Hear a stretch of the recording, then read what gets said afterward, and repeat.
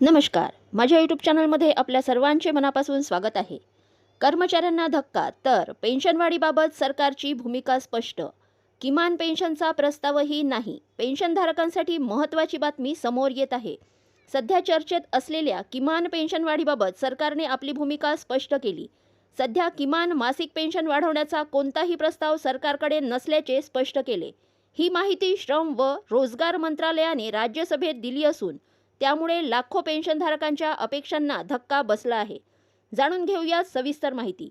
त्यापूर्वी चॅनलला नवीन असाल तर लाईक करायला विसरू नका, सबस्क्राईब करायला विसरू नका, नवीन अपडेटसाठी बेल आयकॉनला प्रेस करायला विसरू नका आणि माहिती आवडल्यास आपल्या सहकारी मित्रांना शेअर करायला देखील विसरू नका. पेन्शनधारकांच्या मागण्या कायम. गेल्या अनेक दिवसापासून पेन्शनधारकांकडून किमान पेन्शन वाढवण्याची जोरदार मागणी केली जात आहे.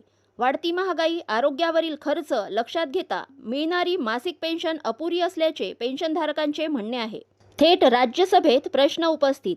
महाराष्ट्रासह देशातील विविध भागातून ही मागणी सातत्याने केंद्र सरकारकडे मांडली जात आहे. याच पार्श्वभूमीवरून राज्यसभेत सरकारकडे थेट प्रश्न उपस्थित केला जात आहे. याबाबत सरकारचे उत्तर काय? या प्रश्नाला उत्तर देताना कामगार व रोजगार राज्यमंत्री यांनी सांगितले की कर्मचारी पेन्शन योजना 1995 ही सामाजिक सुरक्षेच्या उद्देशाने राबवली जाणारी योजना आहे. या योजनेचा निधी 2 प्रमुख स्रोतांमधून तयार होतो. नियोक्त्यांकडून कर्मचाऱ्यांच्या वेतनाच्या 8.33% योगदान, केंद्र सरकारकडून दरमहा 15,000 रुपयांच्या वेतनावर 1.16% योगदान.